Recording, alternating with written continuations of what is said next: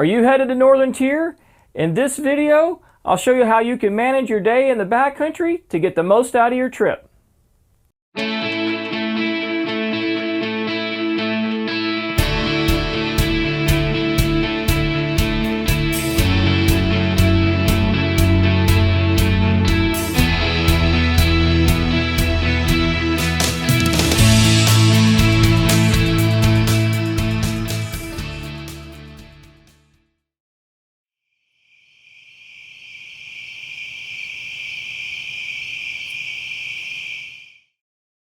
Hey, real quick, right before we jump into this video, if you'd do me a huge favor and hit that like button. Also, thank you for subscribing to this channel. If you'd like to be notified of future videos, please hit that bell icon. Have a great day and enjoy this video. What is a day like in the backcountry of Northern Tier? Well, everything in the summer program is water-centric, specifically paddling-centric.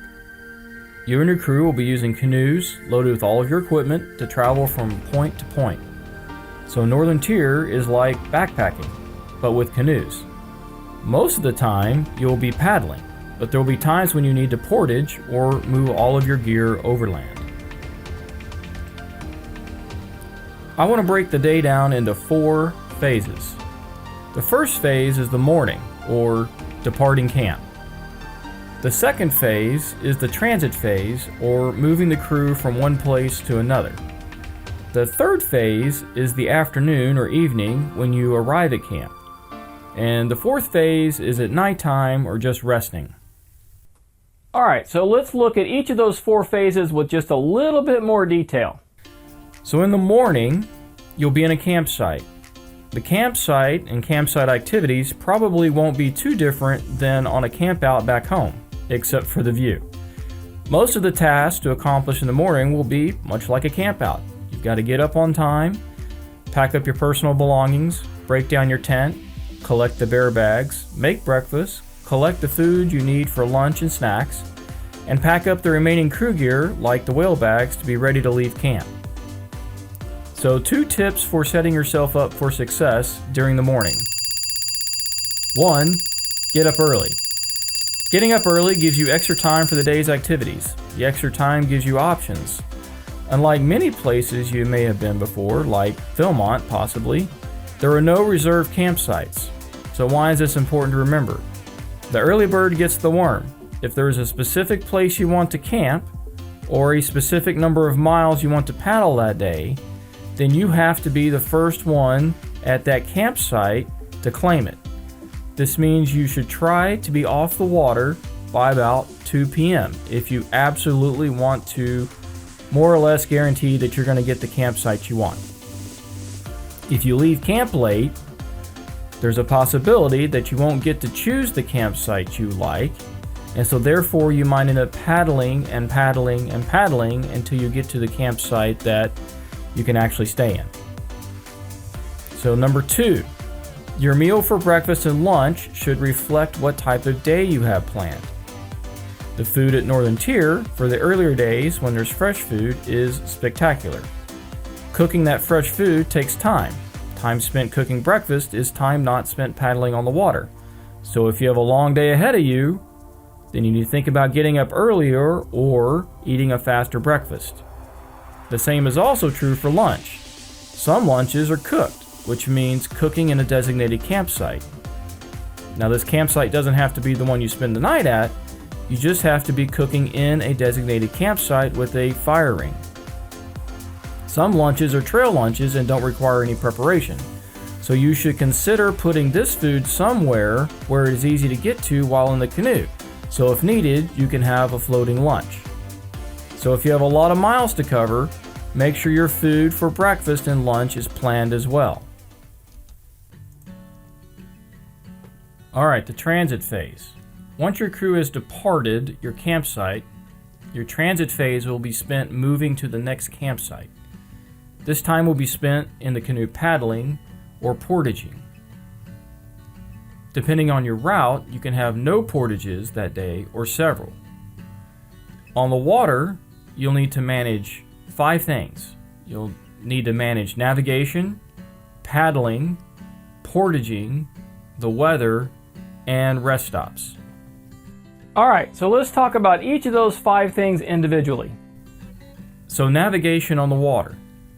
Each boat will need a crew member that has the map in a waterproof case and a hiking style compass inside the map case. I'm a big fan of everyone having a compass on them, even if they're not using it. I also found a lot of value in having a small pin-on type compass pinned to my life jacket.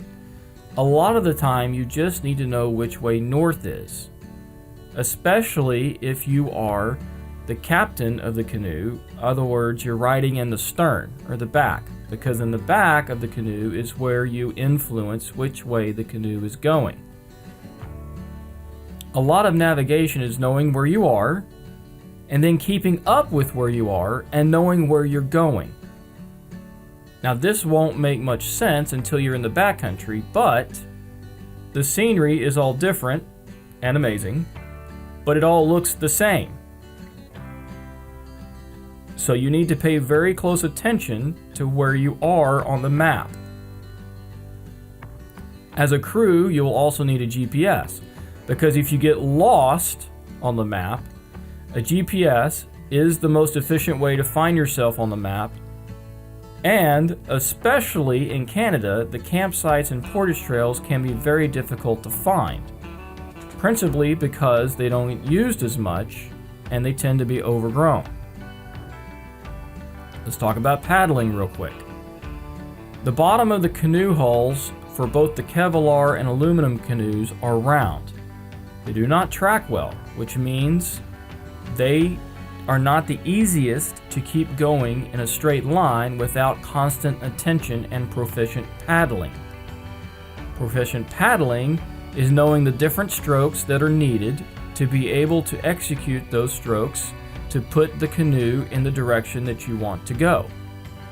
Wind is by far the largest force applied to the canoe. Wind will always affect the canoe and always require stroke adjustments to counteract whatever the wind is doing. And you may be thinking, if the wind is blowing behind me, it's pushing me and so I won't have to work as hard. Wrong. Wind from the stern, or the back of the canoe, pushes the back of the canoe like a weather vane and applies a tremendous force on the canoe, much like a rudder. I found that if the wind was to my back, I was working 3 times harder to point the canoe in the direction I wanted to go. We also had a canoe that was light in the stern, meaning there was more weight in the bow or the front of the canoe. So the stern rode higher in the water, which meant the wind from behind pushed us around more. You will likely be in a canoe where the bow of the canoe is heavier than the stern, because there will be a paddler in the front seat and your whale bags will be right behind them. So all of the weight will be in the forward part of the canoe. Proficient paddling also means being able to read the water and terrain and using this to your advantage when paddling. For example, taking the leeward side of an island to get a break from the wind. Portaging. Portaging is moving all of your equipment from one body of water to another overland. The backcountry is made up of thousands of lakes and ponds. Portage trails or hiking trails connect these bodies of water together. So being proficient at portaging is a much needed skill.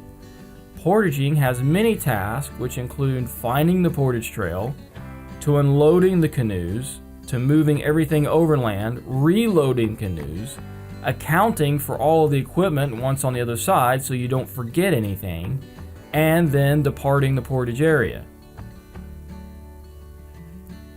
Weather on the water can vary considerably.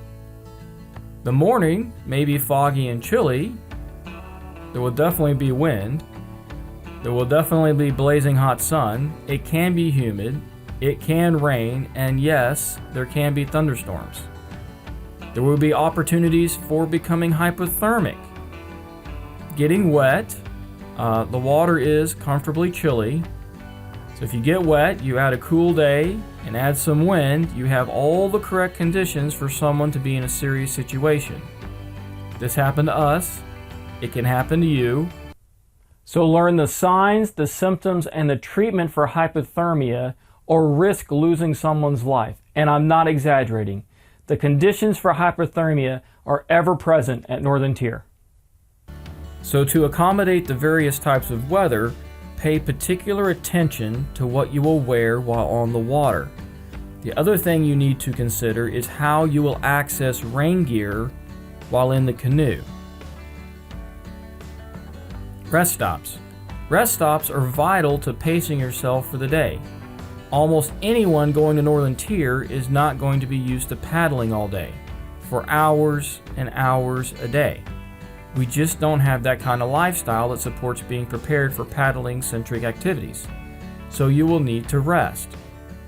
So rest breaks come in different varieties. There are short rest breaks like during portaging when you're waiting for another crew to move out of the way, or another boat and your crew to transit. You can grab a drink or grab a quick snack. Longer rest breaks are floating breaks that you take while in the canoe, and I would recommend you do that on the leeward side of an island or a shore so you don't drift off. And then there are longer breaks, which are pulling over and actually getting out of the canoe and unloading the canoe. So like maybe, for example, to cook lunch. All right, let's talk about the afternoon phase. Once you're in camp, it's really not any different than on a weekend campout. Afternoon tasks include hanging your bear bags, setting up your dining fly, setting up a clothesline to dry out your clothes. Maybe you need to take a swim to clean yourself. You can go fishing if you brought the fishing gear. You can sit in a chair, relax, enjoy the scenery, and really just enjoy a great meal. So here are a few pro tips to set yourself up for success. Before you actually dock your boats at your campsite, have everybody fill up their personal water bottles and start sanitizing them with Polar Pure. Once you unload the boats and the whale bags, retrieve the water bags, and then have your buddy boats go back out into the water and fill up all your water bags and then return to camp.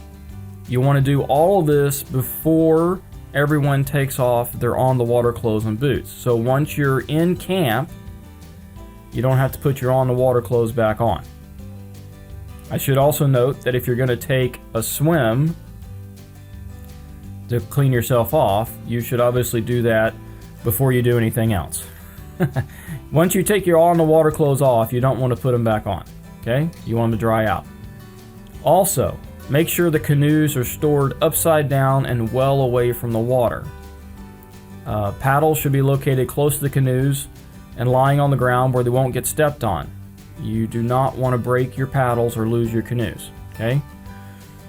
Your life jacket should be hanging from a tree or a clothesline and clipped into the tree or clothesline so they don't blow away. And absolutely make sure that you know where the map case is with the map in it so they don't get lost or damaged. Alright, the nighttime phase. So you'll be sleeping in tents. The overnight lows on our trip ranged from 40 degrees to 70 degrees and were very comfortable. Lots of bugs and mosquitoes.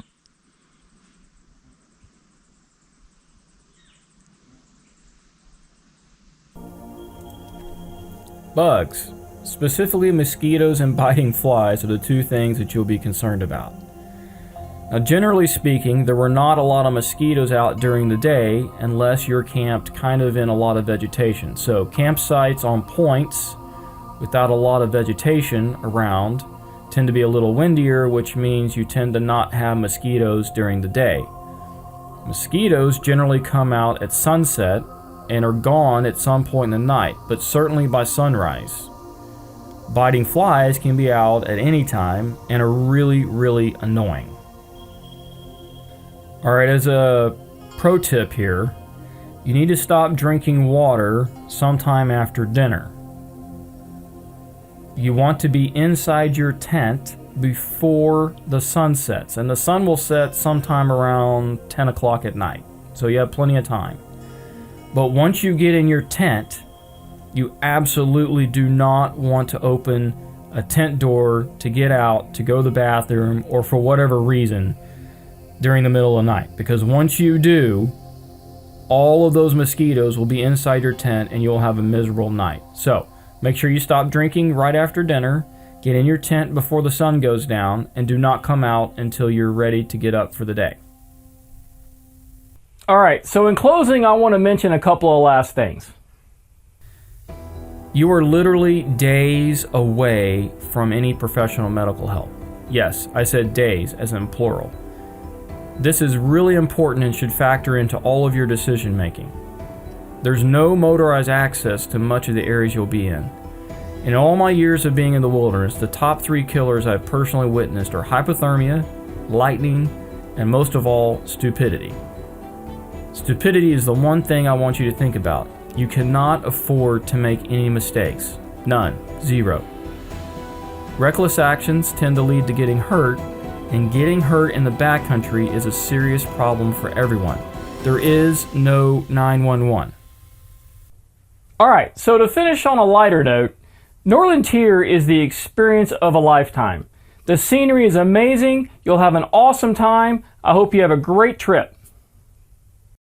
Hey, I really hope you enjoyed watching this video. If you'd like to support this channel, remember, please subscribe to this channel. Tell your friends about it. Thanks for hitting that like button. Everything here is free. I want to give back to the community. I want to give to you everything here for free. I've been out in the outdoors for a long, long time, and it's great that I can be able to give all this information to you. That is what's most important to me. If you would like to give back, I do have a GoFundMe page set up, and you can follow the link. And if you'd like to, if you're a youth with your parents' support, I would gladly accept your donations. Thank you and have a blessed day.